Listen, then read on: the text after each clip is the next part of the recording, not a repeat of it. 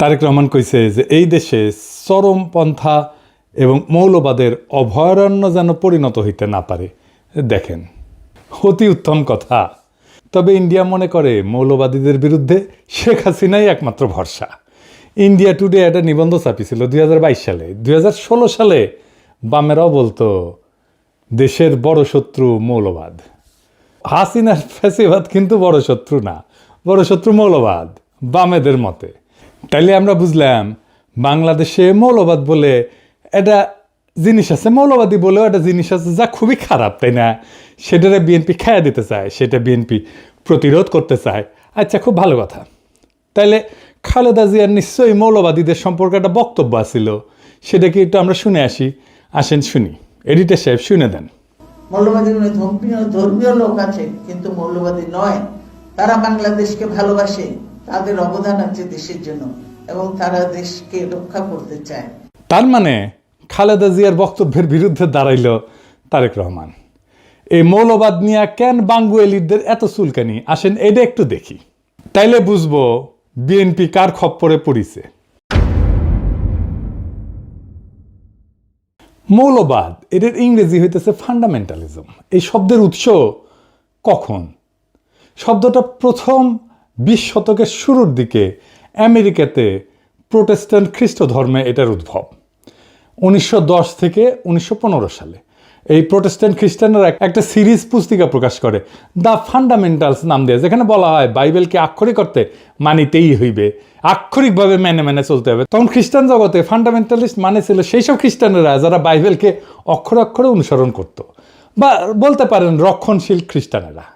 অর্থাৎ শব্দটার জন্মই হয়েছে খ্রিস্ট ধর্মে, ইসলামে না। কিন্তু এটা এখন ইসলাম বুঝাইতে কেন ব্যবহার করা হয়? পশ্চিমা দুনিয়ায় শব্দটার রূপান্তর কেমনে হইল?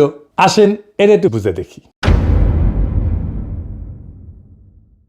দ্বিতীয় বিশ্বযুদ্ধের পর পশ্চিমা রাষ্ট্রতন্ত্র, বিশেষ করে আমেরিকা, ধর্মনিরপেক্ষতার নামে ফান্ডামেন্টালিজম শব্দটাকে ধীরে ধীরে নিজেদের ধর্মের মধ্যে একটা সাংস্কৃতিক বিরোধ হিসেবে টিকায় রাখে। ধর্মের মধ্যে আছে না না ফেরকার দ্বন্দ্ব আছে না, সেই রকম। মানে খ্রিস্টান মৌলবাদ, যা থেকে মৌলবাদ শব্দটার উৎপত্তি, তাকে নিজ ধর্মের ভেতরকার বিষয় কইরা রাখে। মানে এটা আমাদের ঘরের একটা ব্যাপার। রক্ষণশীল খ্রিস্টান হওয়া কোনো অসুবিধা নাই, কিন্তু রক্ষণশীল মুসলমান এটা হওয়া যাবে না। কেন যাবে না? এর পরে আসতেছি।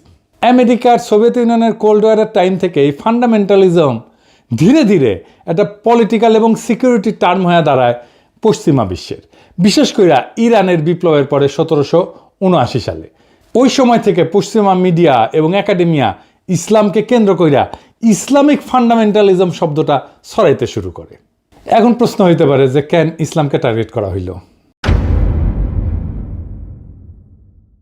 পশ্চিমা দুনিয়া কল্পনাও করে নাই যে ইসলামের নামে একটা রাষ্ট্র বিপ্লব হইতে পারে এই 20 শতাব্দীতে, কিন্তু হইল। এছাড়াও পশ্চিমের আছে ক্রুসেড এবং অটোমানের কাছে পরাজয়ের স্মৃতি। সেই কারণেই পশ্চিমের কল্পনায় ইসলাম সবসময় একটা চ্যালেঞ্জার সভ্যতা। ক্রুসেডে তারা হার মানে, আবার 1753-তে কনস্টান্টিনোপলের পতন ঘটে, 1600 শতকে ভিয়েনার অবরোধ ঘটে। এই সমস্ত ইতিহাস ইউরোপীয় সভ্যতাকে মনে করায় দেয় ইসলাম সামরিক এবং সাংস্কৃতিকভাবে তাদের প্রতিদ্বন্দ্বী। আবার ভিয়েনা অবরোধ কি, এটা কি জানেন? জানেন না? আসেন জেনে নিই। অটোমান সম্রাটেরা 2বার ভিয়েনা অবরোধ করে 16 শতকে। এই অবরোধ ব্যর্থ হয়। কেন ভিয়েনা এত গুরুত্বপূর্ণ ছিল জানেন? ভিয়েনা ছিল ইউরোপের প্রবেশের দরজা। যদি অটোমানরা যে ভিয়েনা দখল করতে পারত, তবে তারা জার্মানি, ইতালি, ফ্রান্স পর্যন্ত অগ্রসর হইতে পারত। তাই ভিয়েনায় যে অবরোধগুলো হয়েছিল, যেটা ঠেকাই দিতে পারছিল ইউরোপিয়ানরা, সেই জন্যই ইউরোপিয়ান চেতনায় সেটা সভ্যতার রক্ষা হিসাবে স্মরণীয় হয়ে আছে। এবং ভয়েরও কারণ, যদি ভিয়েনা দখল হয়ে যাইত তাহলে তো ইউরোপ মুসলমানদের দখলে চলে যেত। ক্রুসেড পর্ব শেষ হওয়ার পরেও ইউরোপে ইসলামকে চিরশত্রু হিসাবে কল্পনা করা হইতো, মূলত ভিয়েনা অবরোধের মতো ঘটনার কারণে। কিন্তু আধুনিক যুগে ধরেন অটোমান সাম্রাজ্যও নাই এবং ইসলামী শক্তি বিভক্ত, তারপরেও ভেতরে ভেতরে পুনর্জাগরণ বা বিপ্লবের একটা আশঙ্কা পশ্চিমের আছে। আর বিপ্লব তো হয়ও ইরানে। এবং আরেকটা কারণ হইতেছে খুব গুরুত্বপূর্ণ, যে পশ্চিম তো পশ্চিমা সভ্যতার যে সংকট, তার কোনো সমাধান দিতে পারেনি। যেমন কি সংকট? পশ্চিমা সভ্যতার কিছু অমীমাংসিত সমস্যা আছে। যেমন পশ্চিমা সভ্যতা বিজ্ঞান, প্রযুক্তি, গণতন্ত্র, মানবাধিকারে বড় অবদান রাখলেও কিছু মৌলিক সমস্যার আজও সমাধান করতে পারেনি, যেমন বৈষম্যের সমাধান করতে পারেনি। এই পুঁজিবাদী সমাজ ধনী গরিবের বৈষম্য ক্রমাগত বাড়াইছে। বলা হয়তো ধনীদের তরফ থেকে ট্রিকল ডাউন করতো, আস্তে আস্তে ব্যয় ব্যয় ব্যয় ব্যয় চুইয়ে পড়িয়া পড়িয়া নিচের লোকেরা আস্তে আস্তে কিছুটা সম্পদ হয়তো পাইতো। পশ্চিম ব্যক্তি স্বাধীনতাকে সর্বোচ্চ করছে, কিন্তু সমাজ, কমিউনিটি, পরিবার এগুলো ভেঙে গেছে। মানুষ একা, বিচ্ছিন্ন, বিষণ্ণতায় ভোগে। রাষ্ট্র, রাজনীতি, ধর্ম বা নৈতিকতা থেকে বিচ্ছিন্ন হয়ে গেছে। এর ফলে যুদ্ধ, এর ফলে উপনিবেশিকতা, এর ফলে পরিবেশ ধ্বংস, এবং সব কিছুকে বলা হয় প্রগতিশীলতা, প্রগতি, নেসেসিটি, এই বলে বৈধতা দেওয়া হয়। পশ্চিমা বিশ্বে যে ক্ষমতার দ্বন্দ্ব, এটাকে বলা হয়তো যে ব্যালেন্স অফ পাওয়ার যদি থাকে, অনেকগুলো শক্তির যদি শক্তিশালী যদি রাষ্ট্র থাকে, তাহলে একটা ব্যালেন্স অফ পাওয়ার হবে, এইটা স্থায়ী শান্তি নিশ্চিত করতে পারবে, কিন্তু করতে পারেনি। যুদ্ধ কোথাও থামাইতে পারেনি। 2টা বিশ্বযুদ্ধ হয়েছে, কোল্ড ওয়ার হয়েছে, আজকেও তো যুদ্ধ হইতেছে বিভিন্ন দেশে, তাই না? এখনো ইউক্রেনে যুদ্ধ হইতেছে, কয়েকদিন আগে ইসরায়েল ইরান যুদ্ধ হইল। আর প্রকৃতি, পরিবেশ, এটা ধ্বংস হয়ে গেছে। কারণ প্রকৃতি পরিবেশকে এটা মনে করে এটা ভোগের একটা বিষয়। যাকে সভ্যতা বলে মনে করে পশ্চিম, তা মনে করে যে এই পরিবেশ থেকে সব কিছু টাইনে আমি ভোগ করলেই আমি সভ্য হইতে পারবো। এর ফলে পরিবেশ ধ্বংস হয়ে গেছে, জলবায়ু পরিবর্তন হচ্ছে, প্রাকৃতিক সম্পদের সংকট এখন একটা বৈশ্বিক হুমকি। এই জায়গায় ইসলাম একটা অল্টারনেট সমাধান দিতে পারে, যদি ইসলামকে কেবল ধর্ম না, একটা সভ্যতাগত প্রস্তাবনা হিসাবে দেখা হয়। তবে কিছু জায়গায় তো কিন্তু বিকল্প দেয়, যেমন অর্থনীতিতে এটা একটা ন্যায়সঙ্গত বন্টনের একটা ব্যবস্থা দেয়, প্রস্তাবনা দেয়। এমন একটা ব্যবস্থা দাঁড় করায় যেখানে সম্পদ এক জায়গায় জমে থাকতে পারে না, এটা ঘুরতে বাধ্য হয়। পুঁজিবাদ বা সমাজতন্ত্র এই দুইটার বাইরে যায় ইসলাম একটা সোশ্যাল জাস্টিস, এর তার সাথে সাথে প্রপার্টি রাইটসের মডেল দেয়। তারপরে সমাজকেন্দ্রিক একটা জীবন দেয়। ইসলাম ব্যক্তিকে সম্মান দেয়, কিন্তু সমাজকে ভাঙে না। পরিবার, প্রতিবেশী এবং তার যে উম্মার ধারণা, এটা মানুষকে সম্পর্কিত করে রাখে। আর নৈতিক যে রাজনীতি, সেটা রাষ্ট্র শুধু আইনের মেশিন না, বরং নৈতিক দায়িত্বশীলতার কেন্দ্র। ইসলামের একটা ধারণা আছে, আমানতের ধারণা। ক্ষমতা একটা আমানত, ক্ষমতা মানে দায়বদ্ধতা। আমাদের এই লিবারাল ডেমোক্রেসিতে জবাবদিহিতা কার কাছে? জনগণের কাছে, তাও দিতে চায় না তারা। কিন্তু ইসলামে জবাবদিহিতা কার কাছে? জনগণের কাছে অবশ্যই, কিন্তু উপরালার কাছেও। কেবল নাগরিকের কাছে না, খোদা তাআলার কাছেও। শান্তির ধারণা, শান্তির ধারণাও ধরুন ইসলামে একটা খুব র্যাডিক্যাল চিন্তা আছে। ইসলাম যুদ্ধকে বৈধ করে শুধু আত্মরক্ষায়, মানে নিপীড়ন বন্ধ করতে, 2টা জায়গায়। শক্তি ব্যবহার মানে আধিপত্য না, ন্যায় প্রতিষ্ঠা। পশ্চিমের যেটা জাস্ট ওয়ার থিওরি, সেটার বাইরে একটা নৈতিক শান্তির তত্ত্ব এটা। তার মানে ইসলামের যুদ্ধ 2 জায়গায় বৈধ, আত্মরক্ষা এবং জুলুম বন্ধে। শক্তির ব্যবহার এটা আধিপত্যের জন্য না, ন্যায়ের প্রতিষ্ঠার জন্যে। এমনকি ধরেন প্রকৃতির সাথে সম্পর্ক, ইসলাম প্রকৃতিকে আমানত হিসেবে বলে, শোষণের বস্তু না। খিলাফার যে ধারণা, সেখানে মানুষ প্রকৃতির উপরে শাসক না, তার রক্ষক। এই যে পরিবেশগত বিপর্যয় হতো, এই পরিবেশগত বিপর্যয় হতো না পৃথিবীতে যদি ইসলামের দৃষ্টিতে পরিবেশ আর দুনিয়াকে দেখা হইতো। তাই ইসলামকে একটা বিকল্প সভ্যতার ধারণা হিসেবে এটা একটা পরীক্ষা নিরীক্ষা করা সম্ভব সমাজে, রাষ্ট্রে। আমি আমার পিএইচডি গবেষণার কথাই বলি, এইখানে যেখানে গ্যাপ, সেখানে ইসলামের ধারণা প্রযুক্ত করলে সমস্যাটা মিটে যায়, কিন্তু এটা নিয়ে অন্যদিন আলাপ করা যাবে। তাই ইসলাম শুধু না, পুরা ফান্ডামেন্টালিজম, এই মৌলবাদ শব্দটা ইসলামের সাথে যুক্ত কইরা একটা ভয় তৈরি করা হয় পশ্চিমে। কারণ আধুনিক রাষ্ট্রতন্ত্র এবং গণতন্ত্রের চ্যালেঞ্জ পশ্চিমা রাষ্ট্রতন্ত্রের চোখে ইসলাম একটা আদর্শগত বিকল্প হয়ে দাঁড়ায়। অর্থাৎ গণতন্ত্র, লিবারালিজম, সেকুলারিজমের বাইরে এক সম্পূর্ণ সামাজিক রাজনৈতিক কাঠামো হাজির করে ইসলাম। তাই একে প্রতিরোধ করার জন্য ইসলামিক ফান্ডামেন্টালিজম শব্দ দিয়ে তাকে ব্যাকওয়ার্ড, ইরেশনাল, অযৌক্তিক, ভায়োলেন্ট, সহিংস এইটা বলে চিত্রিত করা হয়। মুসলিম রাজনৈতিক আন্দোলনগুলোকে যদি ফান্ডামেন্টালিস্ট হিসেবে ট্যাগ দেওয়া যায়, তাহলে তাদেরকে আন্তর্জাতিকভাবে অগ্রহণযোগ্য কইরা দমনকে বৈধতা দেওয়া যায়। কিন্তু দেখেন, হিন্দু ধর্মে কোনো মৌলবাদ নাই, খ্রিস্ট ধর্মে মৌলবাদ নাই। খ্রিস্ট ধর্মে মৌলবাদকে আলাদা করে দেখা হয় কেন? খ্রিস্ট ধর্মে ফান্ডামেন্টালিজম এটা আভ্যন্তরীণ ধর্মতাত্ত্বিক এবং সাংস্কৃতিক দ্বন্দ্ব। এইটাকে যদি ডেমোনাইজ করা হয়, তাহলে পশ্চিমা জনসংখ্যার একটা বড় অংশ সরাসরি ক্ষুব্ধ হয়ে যাবে। তাই ওদের মিডিয়া এবং একাডেমিয়া খ্রিস্টান ফান্ডামেন্টালিজম শব্দটাকে সীমিত অর্থে ব্যবহার করে, সন্ত্রাস বা হুমকির সাথে যুক্ত করে না, কিন্তু ইসলামকে করে। ইসলামের ক্ষেত্রে তারা এইটাকে এক্সটার্নালাইজ করছে, বাইরের শত্রু, সভ্যতার চ্যালেঞ্জ, আধুনিক রাষ্ট্রের জন্য হুমকি, এইভাবে তারা হাজির করে। কার্ল শিমিট বলছিলেন যে রাজনীতির মৌল কেন্দ্র হইল ফ্রেন্ড ভার্সেস এনিমি, এই বিভাজন। পশ্চিমা রাষ্ট্রতন্ত্র ইসলামের ফান্ডামেন্টালিজম ধারণাটাকে ব্যবহার করছে এনিমি হিসেবে চিহ্নিত করার জন্য। ফুকো দেখাইছেন যে কিভাবে ক্ষমতা ডিসকোর্স তৈরি করে বা বয়ান তৈরি করে। ইসলামিক ফান্ডামেন্টালিজম একটা ডিসকোর্স বা বয়ান যা ইসলামকে সবসময় ইরেশনাল, ভায়োলেন্ট, প্রিমডার্ন এই হিসাবে উপস্থাপন করে। এডওয়ার্ড সাইদও বলছেন তার ওরিয়েন্টালিজমের ধারণায় যে পশ্চিমা সংস্কৃতি সবসময় পূবকে অন্য বা আদার বানায়, নিজের আধুনিকতাকে বৈধতা দেয়।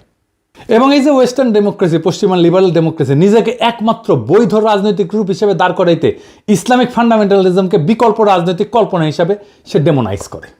ফলে আন্তর্জাতিক আইন, সিকিউরিটি, নীতি, এমনকি গবেষণাতেও ইসলামী আন্দোলনকে প্রায় ফান্ডামেন্টালিস্ট থ্রেট হিসাবে বলা হয়।